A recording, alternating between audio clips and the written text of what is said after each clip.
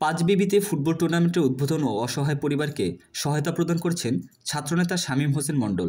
মাদকের করাল গ্রাস থেকে যুব সমাজকে রক্ষা ও খেলাধুলায় মনোযোগী করতে জয়পুরহাটের পাঁচবিবি উপজেলায় কুসুম্বা ইউনিয়নের গোহারা পুকুরপাড়া এলাকায় ফুটবল টুর্নামেন্ট 2025-এর শুভ উদ্বোধন করা হয়েছে।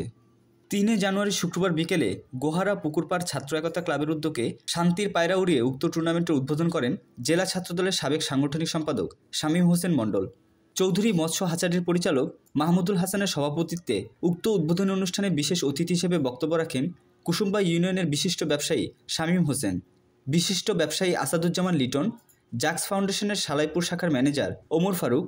উপস্থিত ছিলেন বিএনপি নেতা হারুনুর রশিদ সজল, শুকুরময়ী বাজারের বিশিষ্ট ব্যবসায়ী সাজু, পোস্টমাস্টার আব্দুল মজিদ, ব্যবসায়ী রাসেল ইসলাম, আমিরপুরের অলিউল্লাহ মণ্ডল, সমাজসেবক লুৎফর রহমান, পুকুরপাড় ছাত্র একতা ক্লাবের উপদেষ্টা সুমন ইসলাম। উদ্বোধনী খেলায় অংশগ্রহণ করেন বগুড়ার শিবগঞ্জ উপজেলা ফুটবল একাডেমি ও পাঁচবিবি ফুটবল একাডেমি। এছাড়া একই দিনের সন্ধ্যায় মোহাম্মদপুর ইউনিয়নের পাঁচগাছি মোড়ে দরিদ্র ও অসহায় ফজলুর রহমানের পরিবারকে উপহার সামগ্রী ও আর্থিক সহায়তা প্রদান করেন শামীম।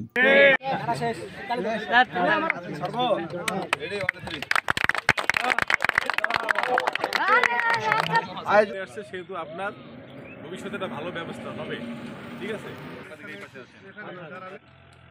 নিশ্চিত ছবি নেব।